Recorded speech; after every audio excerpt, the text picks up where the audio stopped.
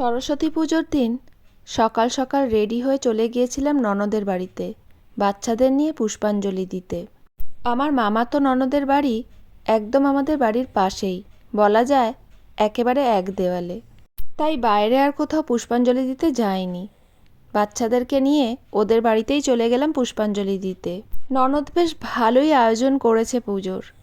এবছর ভেবেছিলাম বাড়িতেই পুজো করব, যেহেতু আমার ছোট ছেলের হাতে খড়ি দেওয়াবো, কিন্তু বিভিন্ন কারণে এবছর আর বাড়িতে পুজো করা হলো না, তাই ননদের বাড়িতেই চলে এলাম। আমার ছোট ছেলে এতটাই দুষ্টুমি করে, তাই আমি ভাবছিলাম ও কি বসে পুষ্পাঞ্জলি দেবে বা হাতে খড়ি কি দেওয়াতে পারবো। কিন্তু যাই হোক, মা সরস্বতীর দয়ায় ছেলেটা ঠিকঠাক পুষ্পাঞ্জলিও দিয়েছে আর ঠাকুরমশাইয়ের হাত থেকে হাতে খড়িও নিয়েছে। এই ঠাকুরমশাই আমার বড় ছেলের বেলায় হাতে খড়ি দিয়েছিলেন। আমি তো ভাবছিলাম ও হয়তো মন্ত্র উচ্চারণও করবে না, বদমাইশি করবে, কিন্তু যাই হোক মন্ত্র উচ্চারণটা ঠিকঠাক করেছে। গলায় গজমতি মুক্তা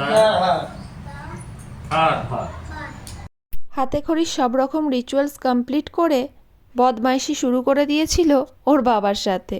এদিকে পুজো কমপ্লিট হয়ে যাবার পর আমার বরকে বললাম, চলো তুমি যে স্কুলে পড়াশোনা করেছো সেই স্কুল থেকে একটু ঘুরে আসি। তো ওদের বাখরাবাদ হাই স্কুলে চলে এসেছি। আজ যেহেতু 23শে জানুয়ারি, তাই বাঙালি হিসেবে আমরা কিন্তু নেতাজি সুভাষচন্দ্রকে ভুলিনি। এই স্কুলে সবাইকে বসিয়ে খাওয়ানো হচ্ছিল, আমাদেরকেও খেতে বলছিল।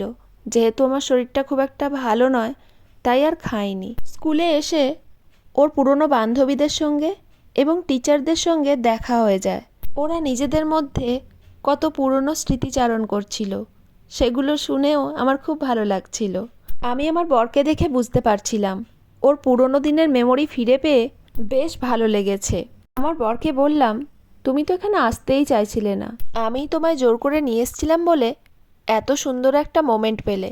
এবার বলো এই ক্রেডিটটা তুমি কাকে দিচ্ছ? ও পুরো ক্রেডিটটাই আমায় দিল।